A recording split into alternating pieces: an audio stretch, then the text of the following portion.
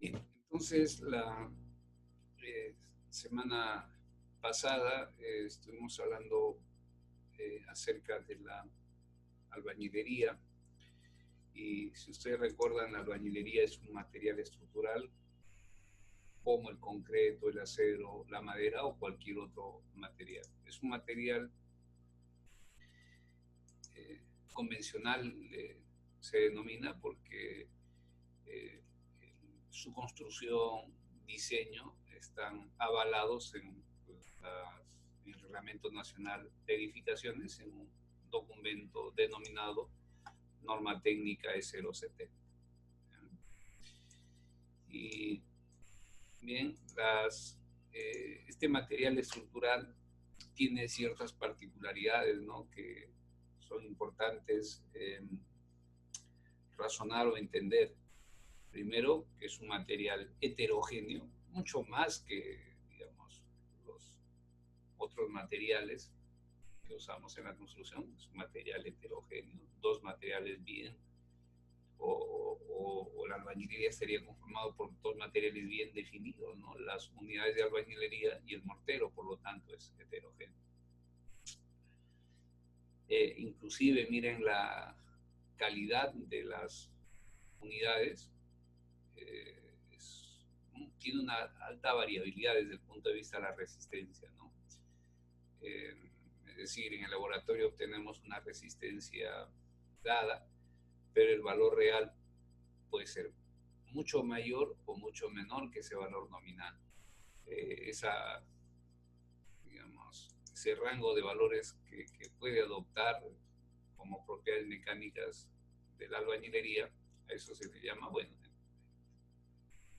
quiero decir que a eso nada más se le llama, pero a ese término, a esa variabilidad en cuanto al valor real, o la dispersión del valor real con respecto al valor nominal, se le llama la variabilidad, ¿no?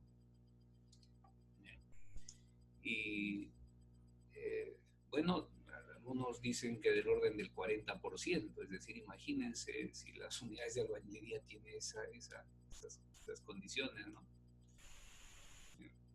Imagínense el resultado, o sea, el unir las unidades de albañilería cuyas propiedades mecánicas se conocen con precisión con el mortero. O sea, tenemos un material que es totalmente heterogéneo. Y la otra variable es la anisotropía, ¿no? Recuerden que en el campo de las estructuras el término isotrópico tiene que ver digamos, el cómo va variando las propiedades mecánicas de los materiales, en este caso, según la dirección que se está considerando, ¿no? Es decir, si las propiedades mecánicas son constantes independientemente de la dirección que se analiza, entonces decimos que el material es isotrópico, ¿no? Eh, si sus propiedades mecánicas, resistencia y rigidez, eh, van variando dependiendo de la dirección de análisis, entonces decimos, o de la dirección considerada, decimos que se trata de un material anisotrópico. Bien, entonces la albañilería es anisotrópica, sus propiedades mecánicas, resistencia y rigidez va a depender mucho de la dirección que se está considerando, ¿no? La dirección, si quieren verlo así, con la dirección en la que se va aplicando las cargas. Si quieren verlo así. Entonces, tenemos un material complicado, ¿no?, desde el punto de vista estructural, y el razonamiento va por el hecho de que cuando vamos a efectuar el análisis estructural, se van a plantear una serie de supuestos, ¿no?, muy similares a los que se emplean en análisis de edificios de concreto reforzado o de acero. Pero el asunto se complica porque cuando se plantean esos supuestos, por ejemplo, se acepta que el material es homogéneo y además es isotrópico.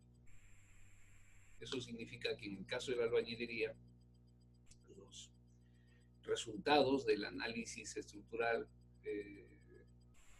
no son muy precisos, ¿no? O sea, puedo utilizar un término que a veces se acuña, ¿no? que son, bueno, están en orden de magnitud, se llama, ¿no? Es decir, por ahí anda el resultado, ¿no? Entonces, eso significa que hay que tener mucho cuidado cuando se hace el análisis estructural y obviamente cuando entramos a la etapa ya del diseño propiamente dicho, hay que tomar ciertas márgenes de seguridad adicional, partiendo del hecho de que el resultado del análisis estructural no es totalmente preciso o exacto, como se requiera, ¿no? Bien. También hemos visto que con albañilería se pueden construir edificios de albañilería simple, albañilería armada o albañilería confinada. Las edificaciones de albañilería simple son aquellas en las que solo se emplea albañilería o tiene elementos de refuerzo que no cumplen los requisitos establecidos en la norma técnica E070. Los elementos de refuerzo son aquellos elementos que son elementos de concreto reforzado, columnas y vigas, ¿no? Pero si se entiende bien el asunto, dice, oye, es albañilería simple siempre y cuando existen elementos de refuerzo, pero las dimensiones, el refuerzo o las barras que tiene ese elemento de refuerzo no cumplen o son menos que las exigencias, digamos, indicadas para tal efecto en la norma técnica de 070. ¿No? Luego se tienen las edificaciones de albañilería armada o reforzada interiormente, en la que se utilizan unidades especiales, unidades alveolares. Las unidades alveolares tienen unas perforaciones con dimensiones tales que luego permiten que se introduzcan en ellas refuerzo vertical. Entonces ese refuerzo vertical se debe, digamos, entender que va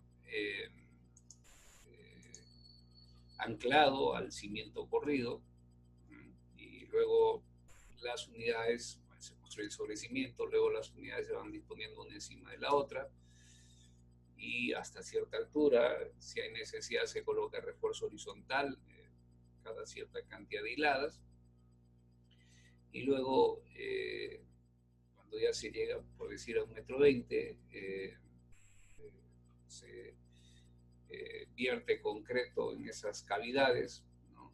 Y la idea es que el concreto rellene todas las cavidades que existen. Y una vez que el concreto se endurece, se adhiere a las paredes de la unidad y también se adhiere a las barras de refuerzo, ¿no? Entonces, una vez que ya se genera eso, tenemos la albañilería armada, que en sí trata de emular un muro de concreto reforzado. Obviamente un muro de albañilería armada va a tener, si lo comparamos con un muro de concreto armado de misma longitud y espesor, va a tener menor resistencia pues, que un muro de concreto armado, ¿no? Sí, pero, entre comillas, resultaría más barato que un muro de concreto reforzado porque se elimina el encofrado, por ejemplo,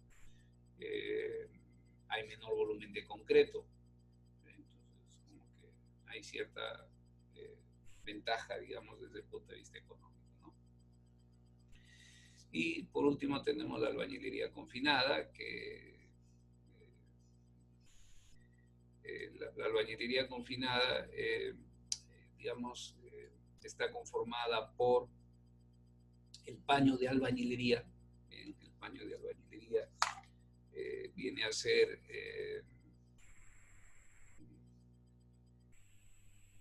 toda esta porción del muro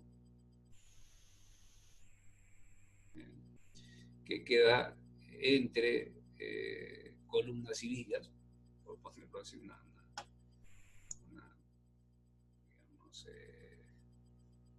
descripción media rara, pero que funciona.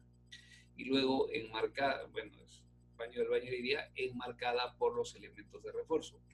Estaría, digamos, haciendo una duplicidad. hay de la definición, ¿no? Entonces, es el paño de albañilería que está enmarcado por los elementos de refuerzo. Los elementos de refuerzo son de concreto reforzado, vigas y columnas, ¿no? La idea es que los elementos de refuerzo estén, digamos, ligados firmemente o unidos firmemente a paño de albañilería. Para eso lo que hacemos es dejar los bordes verticales del paño de albañilería endentados o utilizamos las famosas mechas, ¿no? Esos dientes luego son rellenados por el concreto y se forma una trabazón entre el paño de albañilería y el elemento de concreto. Esa trabazón se da por adherencia entre los dos materiales y por un mecanismo de corte-fricción que luego vamos a tratar de explicar. O sea, esto tiene todavía, el partido todavía, digamos, está en inicios, ¿no? Bien. Igual, ¿no? Cuando se utilizan las mechas, la unión se va a deber o está asociada a la adherencia que existe entre los dos materiales y el mecanismo de corte-fricción que se desarrolla entre la mecha, el paño de albañilería y el concreto. Bien, he tratado de usar el término elementos de refuerzo porque tal vez ahí tengo yo una discrepancia con respecto a la definición de estos elementos de refuerzo, que creo que no es pertinente, discrepancia con los reglamentadores, ¿no? Que no es pertinente que digamos, trasladar esa discusión al curso, ¿no? Pero miren, los muros de albañilería van a estar solicitados cuando ocurre un sismo. Bien, el edificio va a vibrar, la vibración de ese edificio, es decir, el movimiento, la rotación o la torsión del edificio es controlada por el techo, ¿no? Que es el elemento más rígido y es el que controla la vibración del edificio, ¿no? Entonces el techo se desplaza y luego gira. Ese desplazamiento del techo y el giro del techo luego se transfiere obviamente a los elementos verticales. En este caso a los muros le va a introducir fuerzas coplanares, ¿eh? Y luego le va a introducir, ¿no?, fuerzas ortogonales al plano del muro. Entonces, luego el muro de albañilería confinada tendría que diseñarse primero para fuerzas coplanares y luego para fuerzas ortogonales al plano del muro. Bien, cuando el muro es solicitado por fuerzas coplanares, los elementos de refuerzo al muro le van a proveer de dos cosas, ¿no? Le van a proveer ductilidad a través del confinamiento de los elementos de concreto, y también le van a incrementar un poquito de capacidad de carga, ¿no? Capacidad de carga o a ponerle aquí resistencia. Entonces, la ductilidad tiene que ver con el confinamiento y a veces bueno, he tenido dificultades para poder tratar de entender qué es el confinamiento y bueno, hay que recurrir al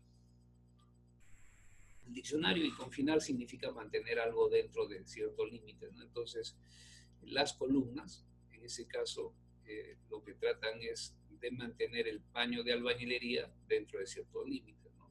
Eso se confina, dicen, ¿no? Bien, entonces, cuando el muro es solicitado por fuerzas coplanares, los elementos de refuerzo le van a proveer ductilidad y algunos le dicen una segunda línea de resistencia, ¿no?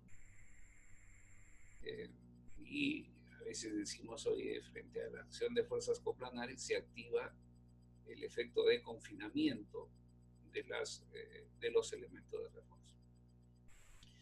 Cuando el muro es solicitado por fuerzas ortogonales a su plano, entonces los elementos de refuerzo lo que van a hacer es arriostrar el muro. Arriostrar significa evitar que el muro vuelque transversalmente. Entonces, en ese caso, cuando el muro es solicitado por fuerzas ortogonales a su plano, en los elementos de refuerzo se activa la acción de arriostramiento. Entonces, no sé si queda ahí más o menos clara la idea, pero dependiendo del tipo de solicitación, los elementos de refuerzo van a actuar como confinamiento o arriostre. Esto tal vez una cuestión preliminar y que luego seguramente en el tiempo vamos a ir no sé, pues, hablando más del tema, ¿no? Bueno, ahora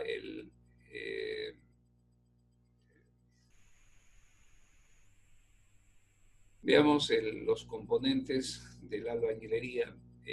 Bueno, ya está de más decir que son las unidades de albañilería y el mortero. Entonces voy aquí un poco a recordar con ustedes algunos términos que ustedes conocen, ¿no? Es decir,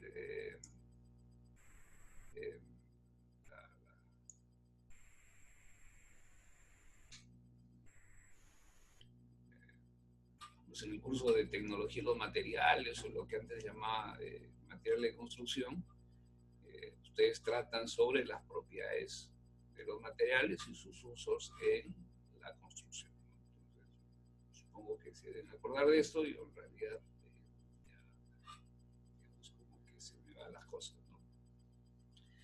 En el caso de las unidades de albañilería, estas se pueden clasificar de diferentes formas, ¿no? Una es, por ejemplo, si se toma como referencia el tamaño. Si la unidad se puede manipular con una sola mano, decimos que se trata de un ladrillo. Y si las unidades se deben manipular con las dos manos, se le denomina bloques. Si se toma como referencia el material, las unidades pueden ser de arcilla cocida, de concreto y sílico calcáreo. En realidad, digamos, con cualquier cosa se pueden fabricar unidades de albañilería. En la norma técnica de 070 solo se aceptan 3 tipos de materiales, que son arcilla cocida, concreto y sílico calcáreo. No se acepta adobe, por ejemplo, ¿no? En el adobe está descrito sus requerimientos de diseño y construcción en la norma técnica de 080, no tiene una norma especial. Y si se toma como referencia digamos, la cantidad de perforaciones que tiene la cara de asiento,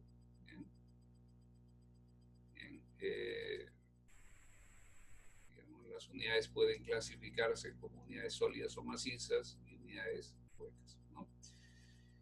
Si digamos, las perforaciones no superan, ¿no? El área de las perforaciones no supera el 30% del área de la cara de asiento, entonces decimos que se trata de una unidad sólida o maciza.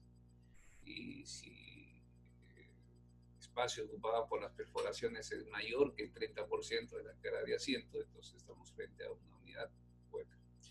Existen unidades cuyas perforaciones son paralelas a la cara de asiento. Las de acá.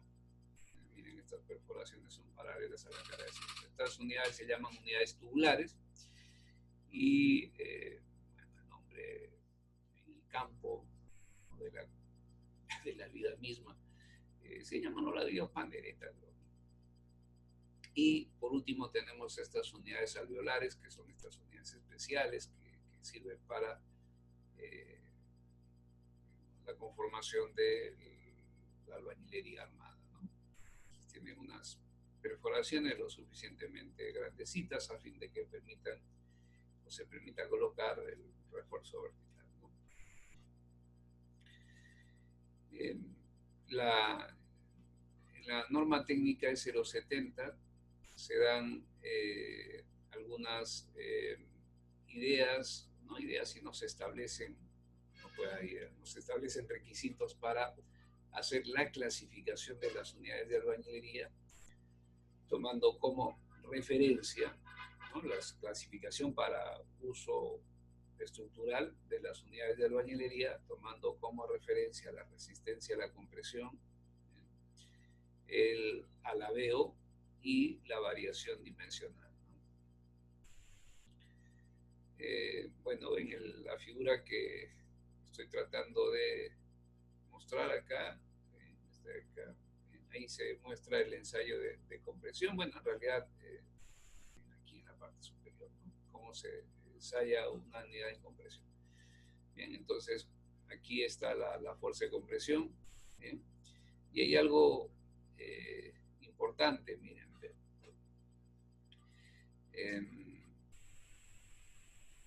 Cuando existen fuerzas de compresión, obviamente el cuerpo luego, en la dirección transversal a la fuerza de compresión, se expande, ¿no?, comienza a expandirse transversalmente.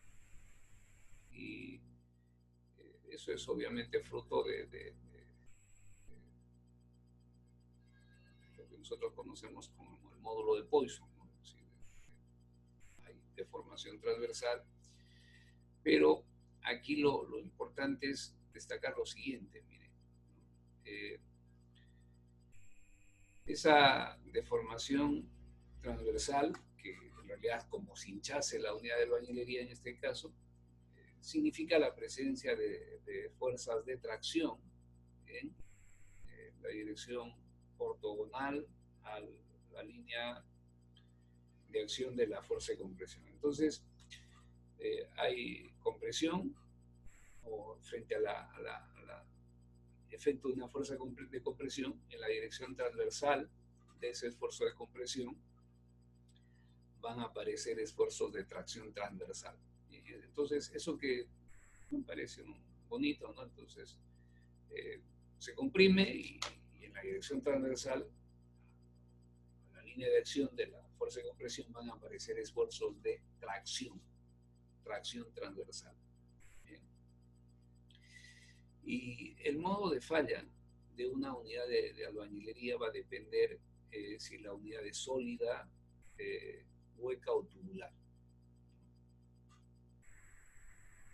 En el caso de las unidades sólidas,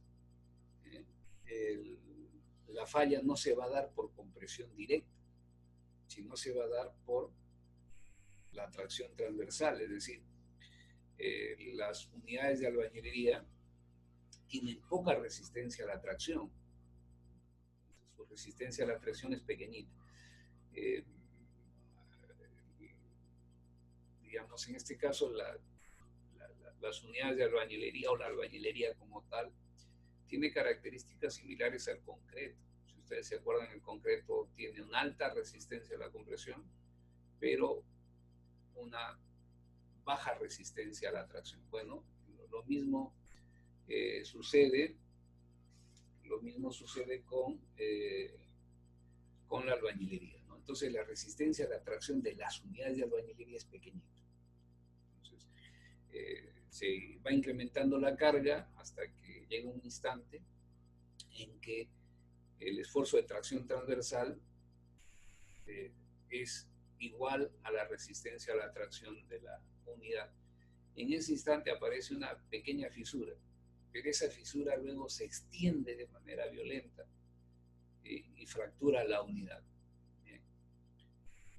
Ese modo violento se debe a que la unidad es frágil, ¿no? Es como un vidrio.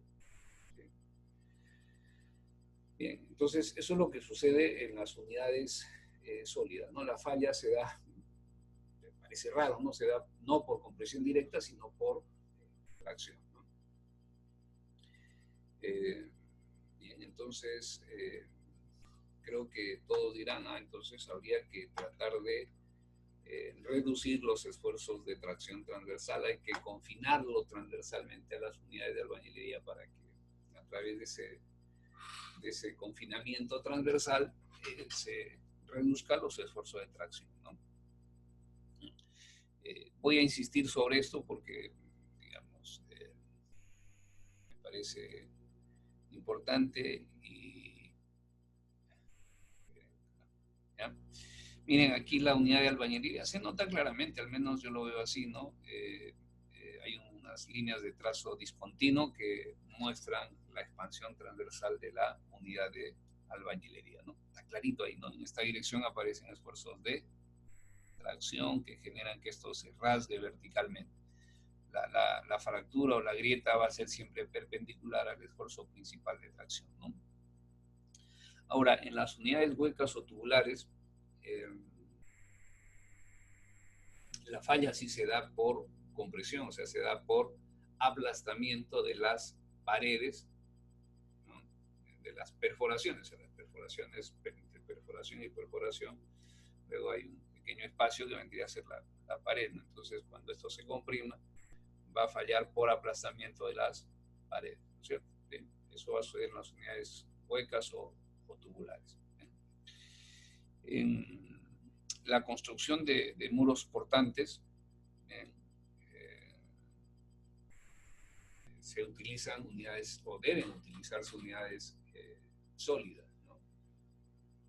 Ya en la construcción de muros no portantes, ahí se puede permitir el uso de unidades huecas o tubulares, ¿no? Muros no portantes son cercos, muros de cerco, los tabiques, que son las divisiones interiores o que permiten obtener son muros que permiten definir la distribución de los ambientes en una edificación, los alféizar y los parapetos, ¿no? Esos son los muros no portantes. ¿Bien? Bueno, ahora, con respecto al alabeo, bueno, aquí lo que se trata es de averiguar cómo es la superficie de asiento. Lo ideal sería que la superficie o la carga de asiento sea totalmente plana, ¿no? Pero no va a ser así, ¿no? La superficie de asiento va a tener digamos, zonas cóncavas o convexas, ¿no? Eso que tenga zonas cóncavas o convexas, lo que va a hacer es generar una variación en el espesor de la junta, ¿no? Entonces, el espesor de la junta, que supongo entienden acá, va a depender de cómo es la cara de asiento, ¿no? Entonces, el espesor aquí de la junta depende digamos, de cómo es la cara de asiento, ¿no? Miren, a mayor grosor de junta, menor resistencia a la compresión tiene la albañilería. Es decir, que el espesor de la junta juega un papel muy importante en la resistencia a la compresión de la albañilería. Bueno, el ensayo en sí creo que ya lo deben conocer. Luego tenemos la variación dimensional. Aquí lo que se ve es cómo van variando las dimensiones de una unidad con respecto a la otra. Igual aquí si hay mucha variación dimensional, eso va a, digamos, influir mucho sobre el espesor de la junta, ¿no? Entonces, si una unidad es más pequeña que la otra, entonces en esa unidad el espesor de la junta tiene que ser mayor a fin de lograr nivelar la hilada. Entonces, eso también nuevamente genera que probablemente en algunas regiones el espesor de la junta sea muy grande y acuérdense, a mayor espesor de junta, menor resistencia a la compresión va a tener la albañilería. Entonces, partiendo de lo que acabo de comentar,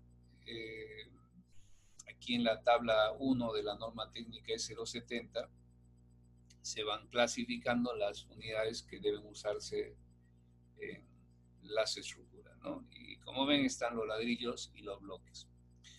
Y se supone que las unidades que tienen la mayor resistencia, el menor alabeo y la menor variación dimensional serán las de mejor calidad. Si se revisa la tabla, bien, los ladrillos tipo 5 serían los de mejor calidad y los de menor calidad serán aquellos que tienen la menor resistencia a la compresión, el mayor alabeo y la mayor variación dimensional, ladrillo tipo 1. Luego tienen ustedes por acá los bloques, el bloque P, que es para uso estructural, y el bloque, disculpen, para muros portantes, y el bloque NP, que son para muros no portantes. Bueno, en el caso nuestro, nuestra realidad es que usamos unidades de arcilla cocida, ¿no? No tenemos mucha costumbre de utilizar bloques de concreto y de verdad que yo pienso que está bien eso, porque usar unidades de concreto en la construcción de muros tiene sus problemas de orden constructivo, que ojalá algún grupo luego se anime y averigüe por qué estoy haciendo ese comentario. Bien. Miren, en la construcción de edificios se usan desde ladrillo tipo 4 hasta ladrillo tipo 5. Ladrillo tipo 4 para edificaciones de hasta 3 pisos, ¿no? Y ladrillo tipo 5 para edificaciones entre 4 y 5 pisos. Es una recomendación, ¿no? O sea, no es que aparezca esto la norma técnica de 070, ¿no? Es un poco la experiencia que tenemos en el diseño, ¿no? Y en el caso de los muros no portantes, por lo general se prefiere usar ladrillo tipo 3. Es decir, miren, estoy descartando el 2 y el 1, porque son de baja calidad, y bueno, pues, o sea, con ladrillo tipo 3 le van a dar cierta calidad a sus muros no portantes, ¿no? Que no sean no portantes no significa que tengan importancia, ¿no? Los muros no portantes son los que matan más gente que los muros portantes. O sea, los muros no portantes se vuelcan transversalmente y pueden herir a las personas, ¿no? O sea, se vuelcan transversalmente durante un sismo y eso puede perjudicar la salud de una persona. En esta tabla de acá, miren, lo que se muestra es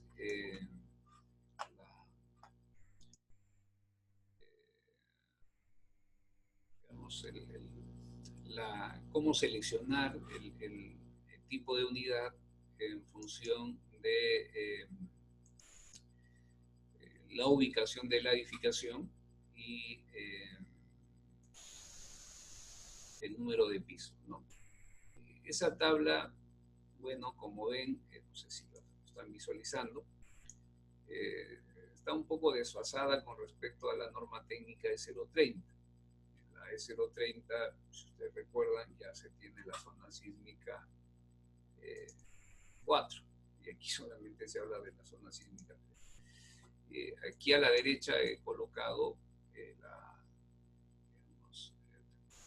un documento que estuvo en discusión pública que trata sobre la modificación de la norma técnica de 070. Pero no es que exista una modificación muy sustantiva, ¿no? Sino que hay ahí algunas mejoras y algunas cosas que las van empeorando, pero en fin, se supone que los que desarrollan los reglamentos son especialistas en el tema y bueno, de algún modo uno puede criticar, pero hay que también escucharlos y qué cosas han tomado como ejemplo, ¿no?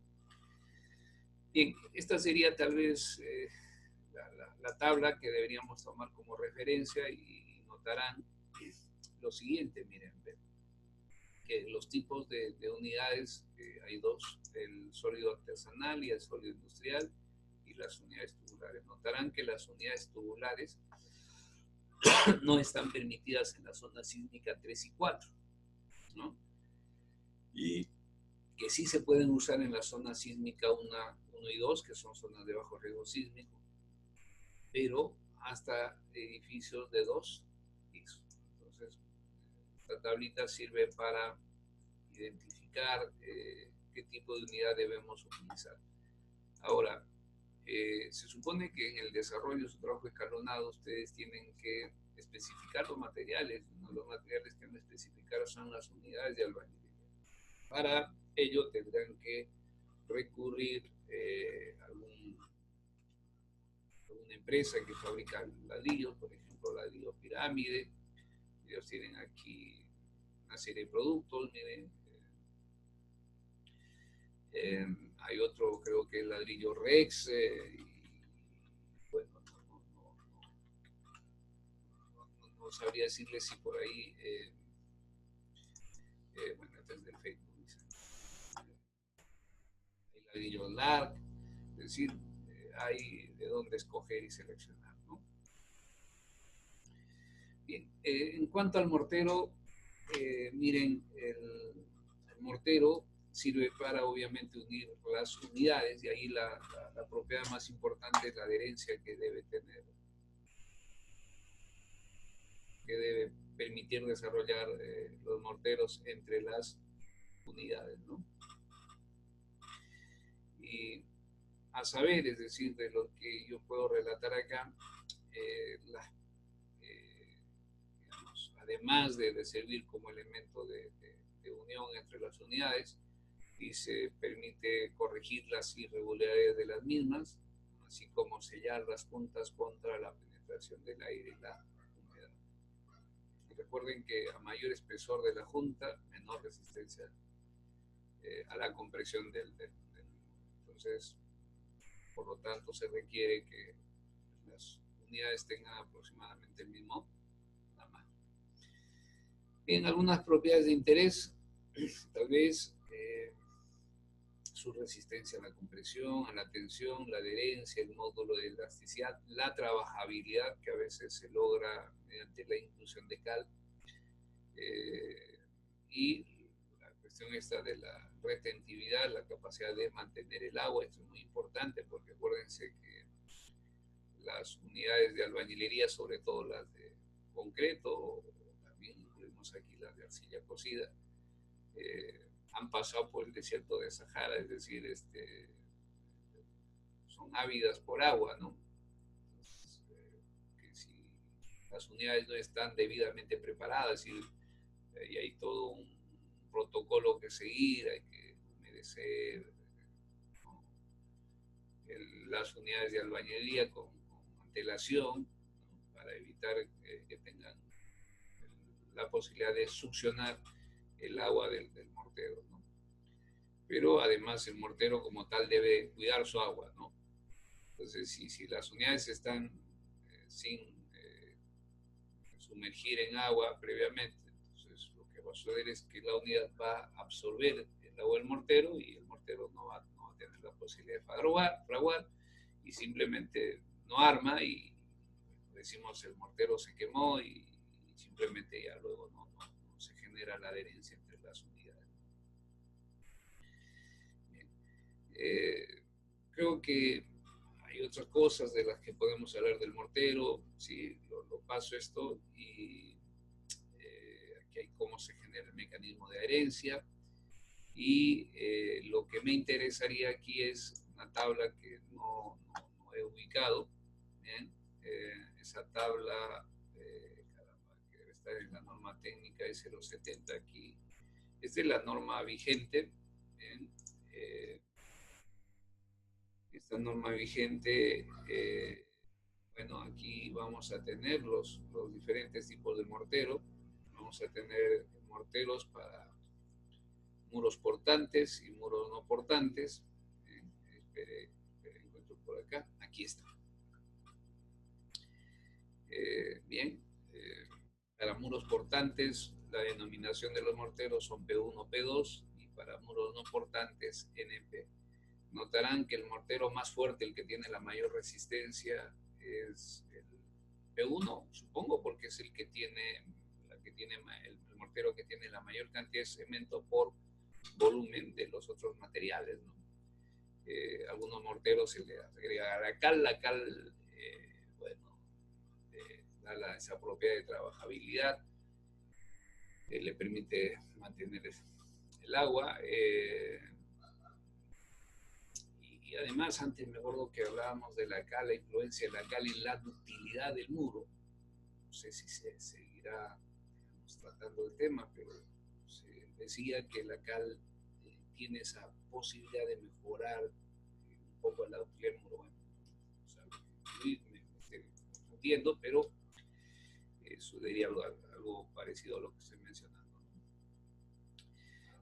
Noten que el mortero P1, como decía hace rato, aparentemente es el que tiene la mayor resistencia. Y bueno, partiendo de esto, yo propongo lo siguiente, ¿no? Un poco producto también de la experiencia. El mortero P2, utilizarlo para edificaciones o para muros portantes de edificaciones de hasta 3 pisos, y el P1 para muros portantes de edificaciones de albañilería confinada entre 4 y 5 pisos. Bien, y el NP, ya saben, es para muros no portantes. Bien, entonces, he hecho un recuento muy rápido. Bien, entonces miren, ya hemos hecho un resumen de lo que corresponde a la albañilería como material. Ahora, lo que vamos a ver es sus propiedades mecánicas. Y hay dos propiedades mecánicas que son de interés en la ingeniería estructural, que se denominan resistencia y rigidez. Esa resistencia y rigidez del material se obtiene en el laboratorio. Y esa resistencia y rigidez hay que establecerlas según el tipo de solicitación a la que va a estar expuesta el material. Entonces, lo que vamos a ver aquí ahora es la resistencia a la compresión, la resistencia al cortante, que son, digamos, las dos solicitaciones a las que va a estar expuesta el muro, y luego el módulo de elasticidad y el módulo de corte, y tal vez también por ahí me acuerde y mencione el módulo de Poisson del albañilería, ¿no? Entonces, lo primero que vamos a revisar es la resistencia a la compresión. En la norma técnica es 0,70.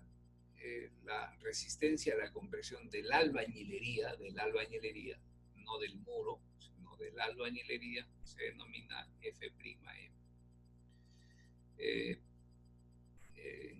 Se prepara, digamos, una probeta, un testigo, que está conformado por varias unidades de albañilería dispuestas una encima de las otras y unidas con el mortero. Como están encima una de las otras, a esa muestra, esa probeta, se le denomina pila, ¿no? Porque se han apilado las unidades unas encima de otras. Entonces tenemos acá una pila de albañilería, ¿bien? Y luego esa pila se somete a fuerzas de compresión, ¿bien? Tal y cual se muestra aquí en la foto. Recuerden que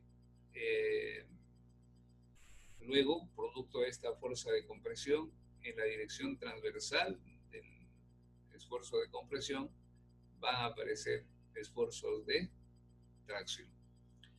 Y que en el caso de las unidades sólidas o macizas, la falla se va a dar por tracción transversal. Y en el caso de las unidades tubulares o huecas, la falla se va a dar por compresión, es decir, por aplastamiento de las unidades, de las paredes de las unidades, ¿no? Bueno, lo que hacemos es determinar la carga que conduce a la falla de esta pila, y esa carga se divide entre la sección transversal de la pila. Y con eso obtenemos el F'M, la sección transversal bruta, es decir, sin descontar el espacio ocupado por las perforaciones. Bien, y bueno, recuerden que hay que hacer unos 2 o 3 ensayos, bien, y luego hacer un tratamiento estadístico de los resultados de los mismos.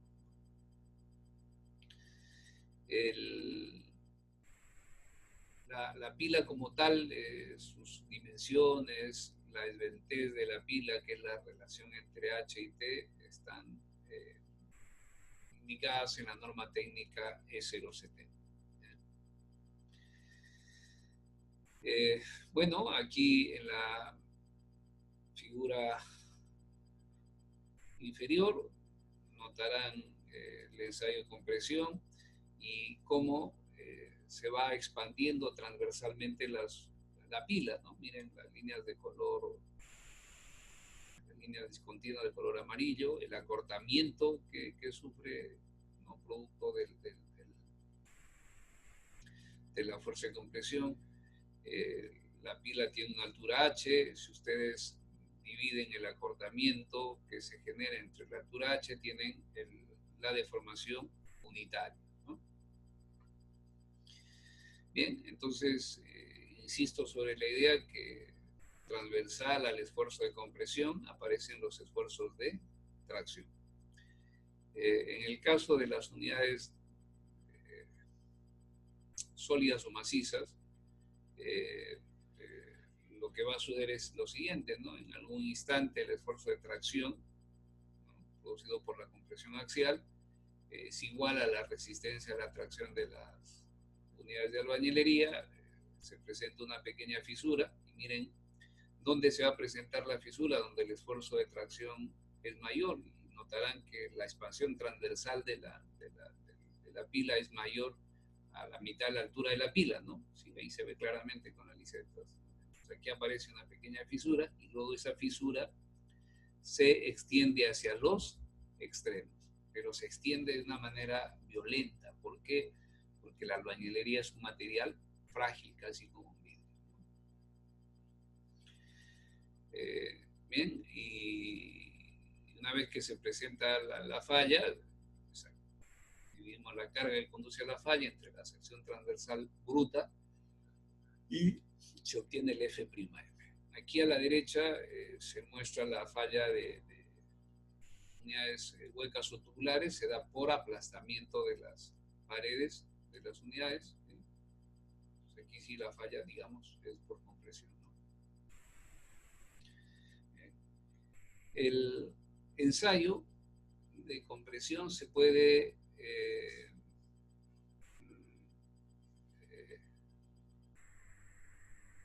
monitorear con equipos, se puede instrumentalizar, se dice.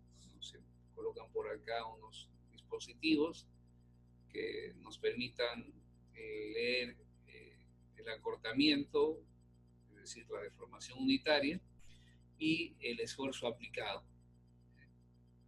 Bueno, eso hasta que se presente la falla. Y luego, para estudiar el comportamiento de la pila, se puede hacer una gráfica en la que se compare el esfuerzo y la deformación unitaria, tal y cual se muestra acá, ¿no? Bien, entonces este es el diagrama de esfuerzo de deformación de una pila de albañilería solicitada en compresión axial. En esta gráfica se pueden notar dos etapas bien definidas, ¿no? La etapa elástica y la etapa inelástica. Elástico, se retira la carga y la pila recupera su forma inicial, ¿no? Inelástico, se retira la carga y la pila ya queda con deformaciones residuales. Si se está en el rango elástico, no hay daño, por ende el cuerpo recupera su forma inicial. Si se está en el rango inelástico y hay daño, hay fisuras, eso genera obviamente que la pila no pueda recuperar su forma inicial una vez que se retira la carga, ¿no? El máximo esfuerzo que se aplica a la pila, ese de acá, ese máximo esfuerzo es el F'M, la resistencia máxima que desarrolla la pila.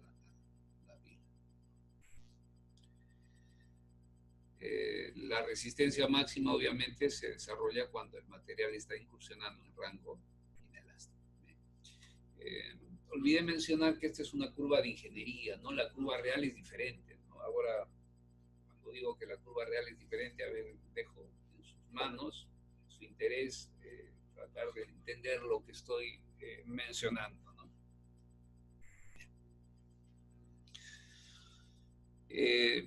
La etapa elástica no es totalmente lineal. Como ven, hay una pequeña conviadura acá en la etapa elástica. La etapa elástica o el comportamiento elástico puede ser lineal y no lineal, ¿no? En este caso, como ven, es no lineal.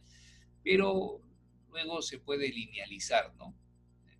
Miren que la albañilería, esto es la linealización, la albañilería tiene un comportamiento elástico cuando el esfuerzo axial de compresión es menor o igual que el 40% del F'M, es decir, el esfuerzo límite de proporcionalidad de la albañilería es el 40% del F'M.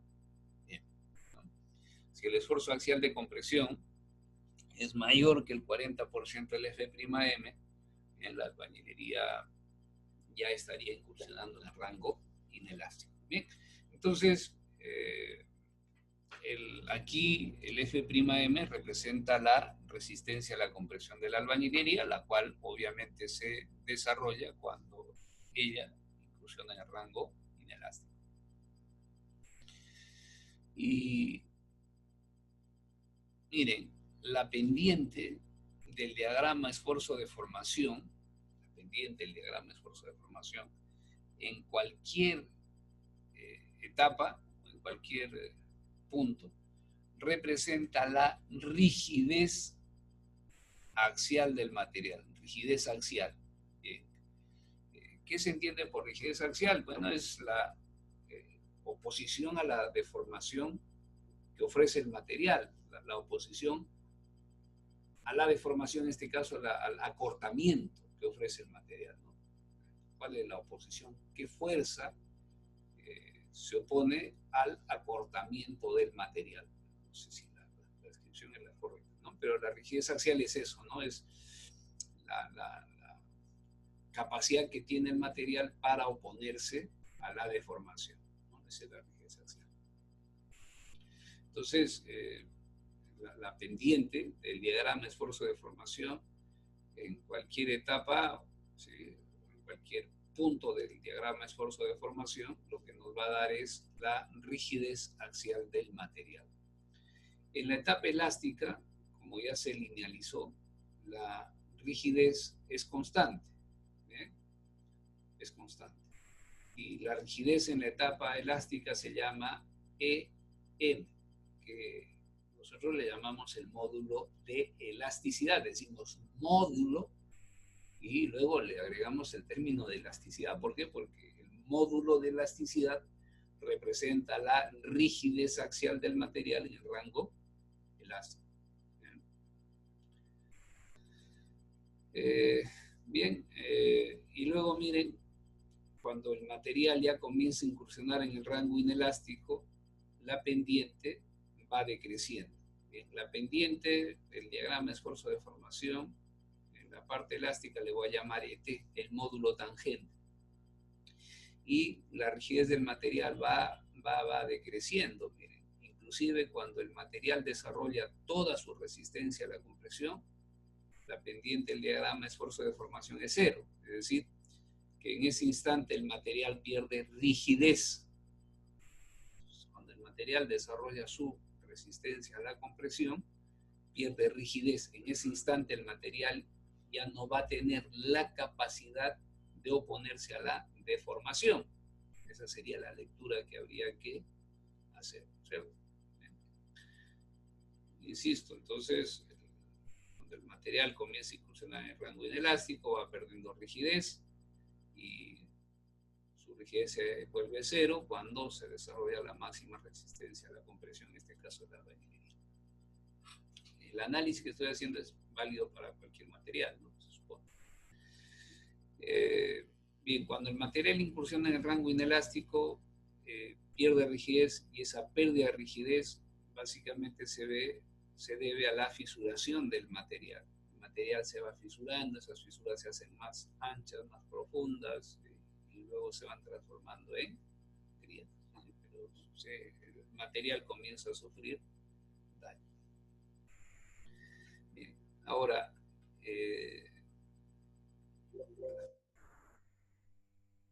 miren, en la parte inferior de la diapositiva se ha colocado el módulo de elasticidad del material.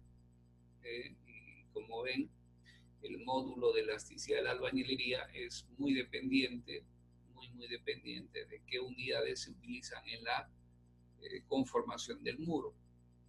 Si son unidades de arcilla, el módulo de elasticidad es de 500 veces F'M, si son unidades sílico-calcáreas, 600 veces F'M, si son unidades de concreto, de 700 veces el F'M. Estos son, digamos, las rigidezas axiales del material en el rango elástico, proporcionadas por la norma técnica E070. En algunas normas de diseño de albañilería se proponen dos módulos de elasticidad. Uno que aplica para carga lenta o sostenida, que sería la carga permanente, y otro que aplica para carga rápida, que sería la acción del cinto. Entonces, por ejemplo, ¿no? Los mexicanos, ellos tienen esos dos valores, ¿no? Para carga sostenida, que es carga permanente, el módulo de elasticidad es de tanto, y para carga rápida, el módulo de elasticidad es tanto, ¿no?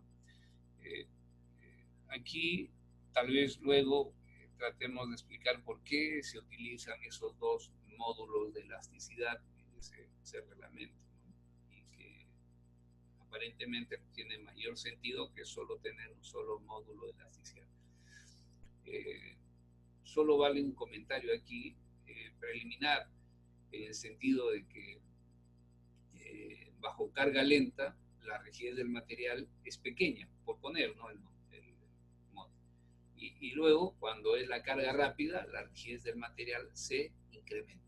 Es decir, bajo carga sostenida, el material, su rigidez es pequeña, y bajo carga rápida o violenta, la rigidez del material es grande. Y eso, esa situación, ¿no? Esa característica de la variación del módulo de elasticidad que depende de la temporalidad de la carga, va a afectar, miren, los resultados del análisis estructural, sobre todo aquellos asociados al análisis sísmico. La rigidez del material va a afectar a la rigidez de la estructura, es decir, también va a afectar al periodo de la estructura, y si se afecta el periodo de la estructura, o se incrementa o se reduce la demanda sísmica, se reduce o se incrementa la fuerza sísmica, ¿no? Entonces, eso lo dejamos pendiente para que tal vez luego ustedes efectúen una que otra consulta, ¿no? Y hace rato conversábamos sobre la influencia del espesor de la junta en la resistencia a la compresión de la albañilería, ¿no? Y hemos dicho que si el espesor de la junta es muy grande, la resistencia a la compresión de la albañilería decrece. Bueno, los múltiples ensayos que han efectuado en el Perú y en otras latitudes han determinado que el espesor de la junta debería estar entre 1 centímetro y 1,5 centímetros como máximo, que más de 1,5 centímetros, eso, digamos, genera una pérdida significativa de la resistencia a la compresión de la albañilería. Entonces, no conviene tener muros con juntas de espesores muy significativos. O sea, cuando ustedes construyan, una de las cosas que tienen que controlar es que las juntas estén totalmente horizontales y con el espesor que corresponde, ¿no? no se alegren si ven juntas con espesores muy gruesos. Eso simplemente lo que están haciendo es reducir la resistencia a la compresión de la albañilería, ¿no? Ahora, el detalle es cómo encontrarle una explicación a esto, ¿no? Y tal vez, si lo vemos así, ¿no? Dentro de la pila esta, las unidades de albañilería resultan siendo más rígidas que el mortero.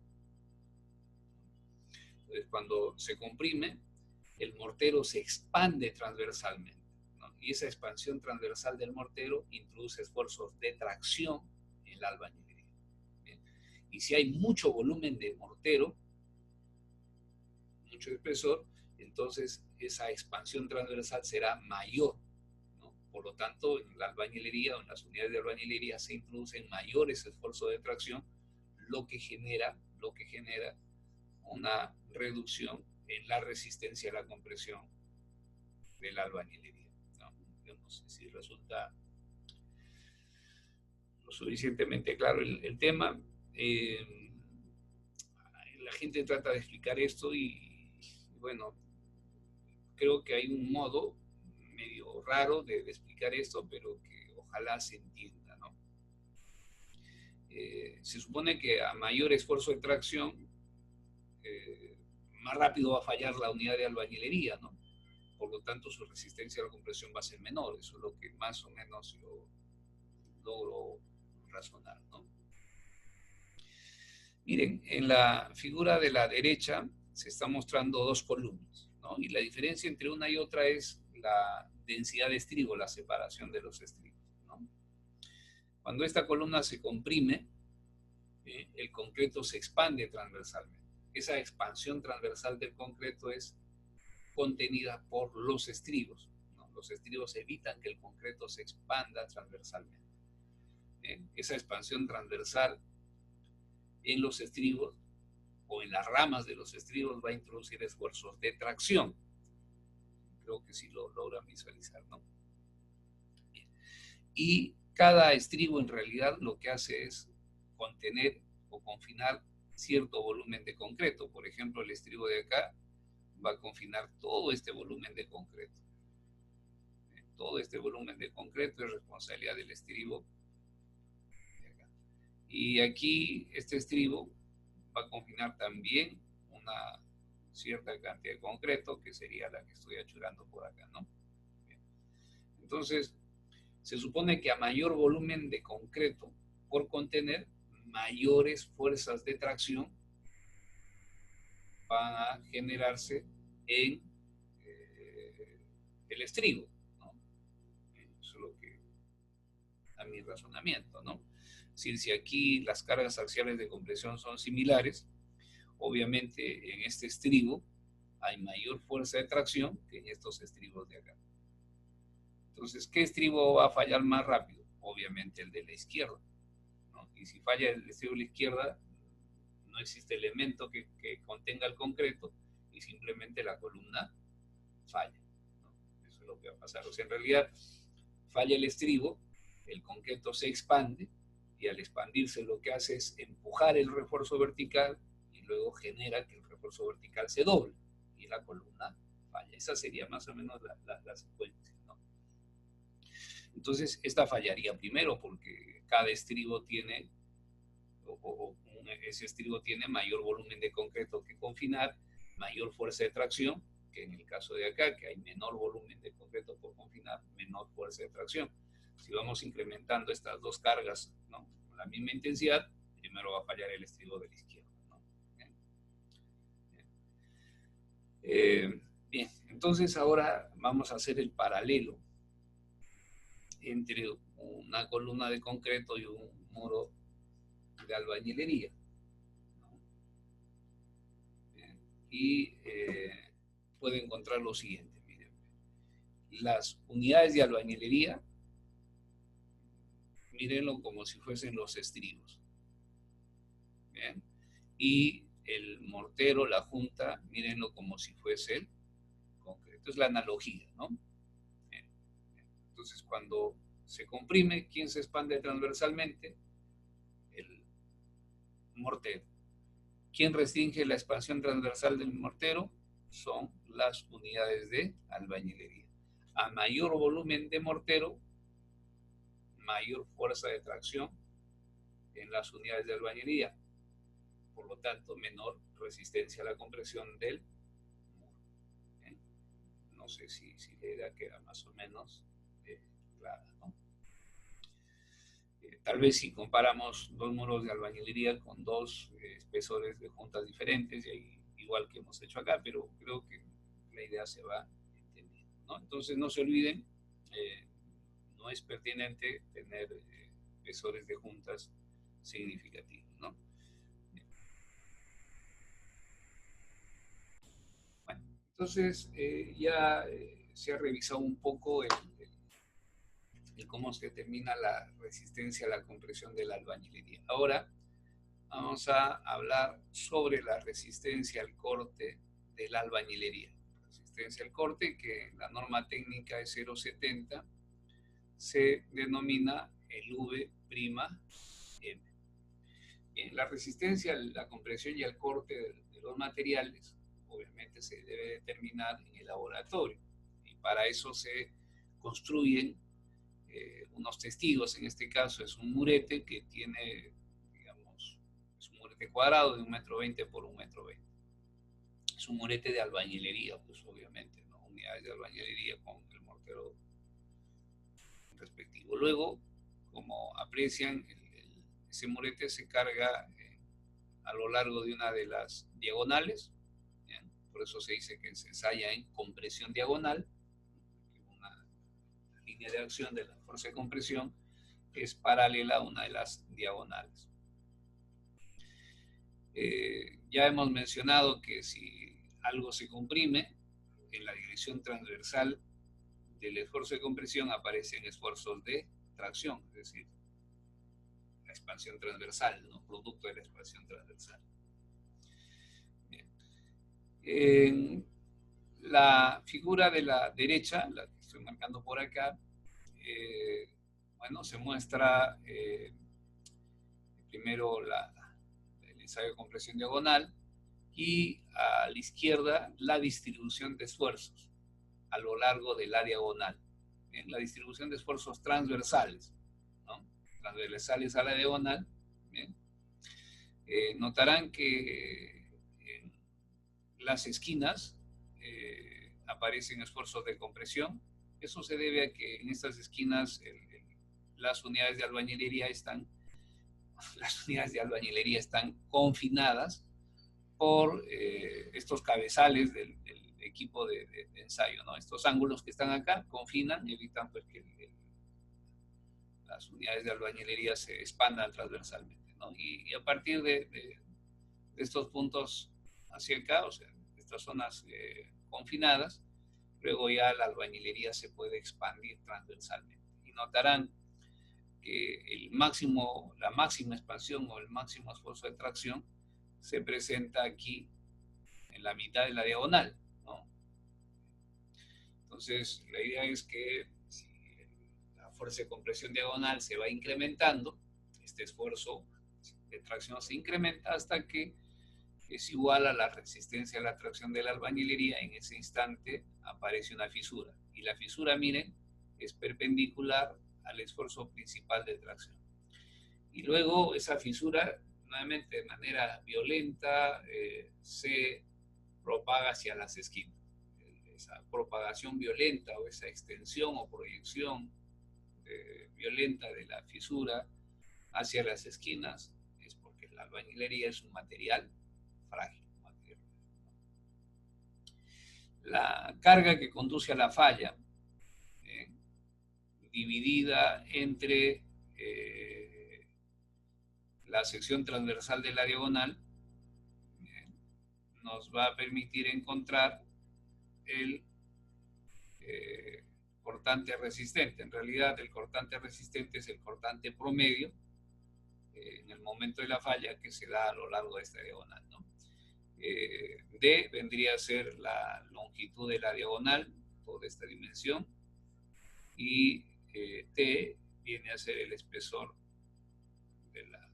del murete.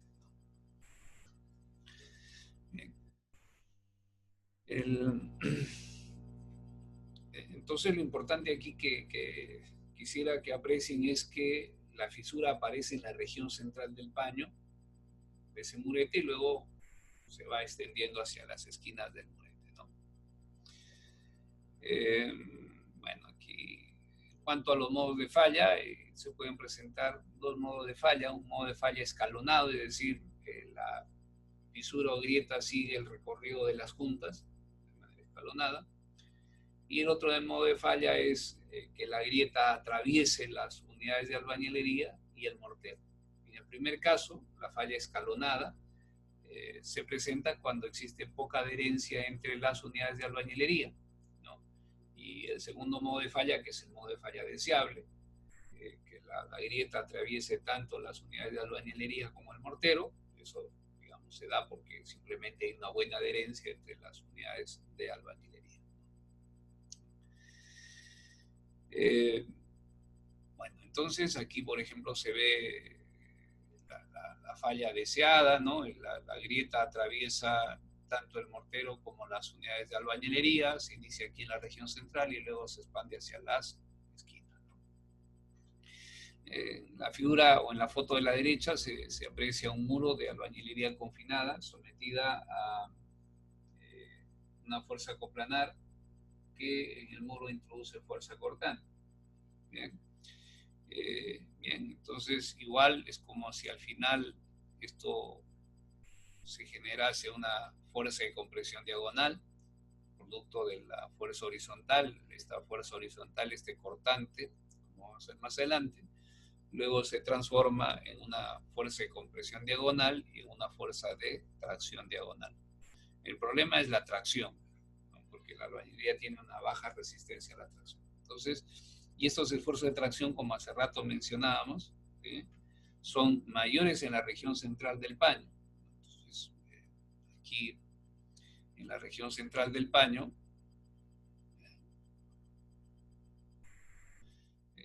por acá va a aparecer una fisura, ¿bien? Y esa fisura luego de manera violenta se extiende hacia las esquinas y en ese recorrido la fisura se va haciendo más ancha, más profunda y a veces atraviesa todo el espesor del muro, ¿no? En ese caso ya se transforma en una grieta, ¿no? Bueno, entonces eso es lo que sucede, ¿no? Bien, aquí esta es una falla escalonada, como ven, la grieta, digamos, en su mayoría de los casos, no atraviesa las unidades de albañilería, y aquí es la falla deseable en la que las grietas atraviesan las unidades de albañilería y el mortero respectivamente, ¿no? Existe buena adherencia.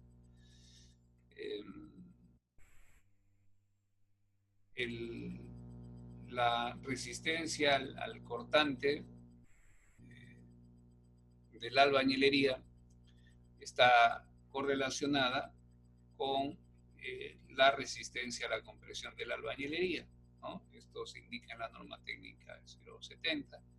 El cortante resistente expresado en kilos centímetros cuadrados es igual al F', a la raíz cuadrada del F'M, también expresado en kilos centímetros cuadrados. ¿Bien?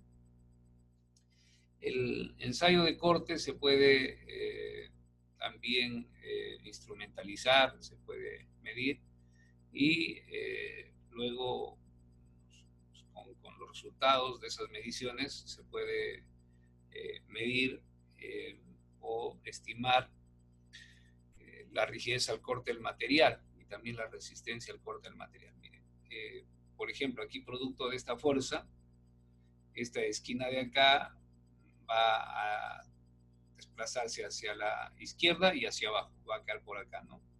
Y esta esquina se desplaza a la derecha y hacia abajo. Esta esquina desciende, puede asumir que esta esquina no se mueve, ¿no? Entonces, el muro, después de aplicar la carga, va a quedar en esta posición. ¿Bien? Este ángulo de acá es de 90 grados, antes de aplicar la carga, y después de aplicar la carga, este ángulo es diferente, 90 grados. La variación en ese ángulo se le llama la distorsión angular. Distorsión angular. que, bueno, le llamamos GAN. Luego, para cada carga se puede medir la distorsión angular y el esfuerzo cortante promedio a lo largo de la diagonal. El esfuerzo cortante promedio será la carga entre D por T, es el esfuerzo promedio, ¿no?